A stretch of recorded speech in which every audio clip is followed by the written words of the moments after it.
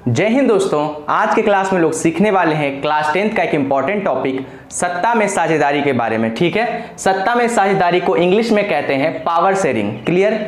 ये काफी important topic है क्लास 10th का और ये कई बार एग्जाम में पूछा जा चुका है, इसलिए ध्यान से इस टॉपिक को समझने का प्रयास कीजिएगा। ठीक है, स्वागत है आप सभी का हमारे चैनल साइंस शिक्षा में। ठीक है, तो चलिए वीडियो को शुरू करते हैं। सत्ता में साझेदारी का मतलब क्या होता है आइए जानते हैं। सत्ता का मतलब होता है शक्ति यानी कि पावर, और साझेदारी का मतलब होता है बंटवारा करना, शेयर करना। क्लियर?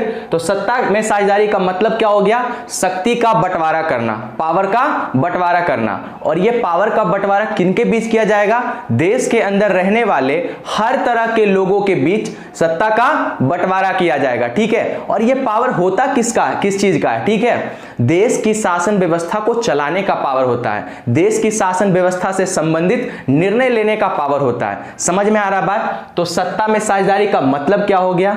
जब देश के अंदर रहने वाले हर तरह के लोगों के बीच सत्ता का बंटवारा किया जाता है तो इसे हम लोग क्या कहते हैं? सत्ता में साझेदारी कहते हैं। क्लियर? ठीक है, अब देखिएगा, जब लोगों के बीच सत्ता का बंटवारा किया जाता है तो लोगों के हाथ में पावर आता है, और जब लोगों के हाथ में पावर आता है तो इससे वे शासन व्यवस्था से खुद को जुड़ा हुआ महसूस करते हैं, शासन व्यवस्था में वे शामिल होते हैं। समझ में आ रहा बात? अब देखिएगा, इसके डेफिनेशन को समझते हैं। किसी देश के शासन व्यवस्था में जब उस देश के अंदर रहने वाले सभी वर्ग के लोगों को शामिल किया जाता है या हिस्सेदार बनाया जाता है तो इसे ही सत्ता में साझेदारी कहा जाता है। ठीक है, तो देश की शासन व्यवस्था में जब उस देश के अंदर रहने वाले हर तरह के लोगों को शामिल किया जाता है या फिर हिस्सेदार बनाया जाता है तो इसे हम लोग क्या कहते हैं? सत्ता में साझेदारी कहते हैं। ठीक है, सत्ता में साझेदारी के हमारे देश के अंदर अलग अलग तरीके हैं। ठीक है, जैसे कि सत्ता का क्षैतिज वितरण, सत्ता का ऊर्ध्वाधर वितरण। सत्ता का क्षैतिज वितरण क्या होता है? तो सरकार के विभिन्न अंगों के बीच में सत्ता का बंटवारा करना, यह क्या कहलाता है? सत्ता में क्षैतिज वितरण। ठीक है, और सरकार के अलग अलग स्तर के बीच में, जैसे केंद्र सरकार और राज्य सरकार, इनके बीच में जो सत्ता का बंटवारा होता है उसे हम लोग क्या कहते हैं? सत्ता का ऊर्ध्वाधर वितरण। ठीक है, उसके अलावा समाज के अंदर अनेकों सामाजिक समूह के बीच में सत्ता का बंटवारा किया गया है। ठीक है, और चौथा तरीका है दबाव समूहों के बीच में सत्ता का बंटवारा किया गया। दबाव समूह क्या करते हैं?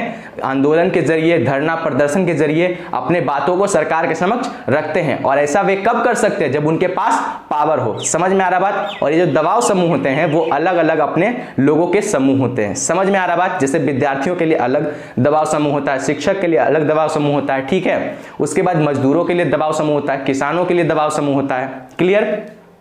चलिए, तो आई होप कि आपको समझ में आया होगा सत्ता में साझेदारी के बारे में। ठीक है, सत्ता में साझेदारी जरूरी क्यों है? ठीक है, तो देखिएगा, समझिए।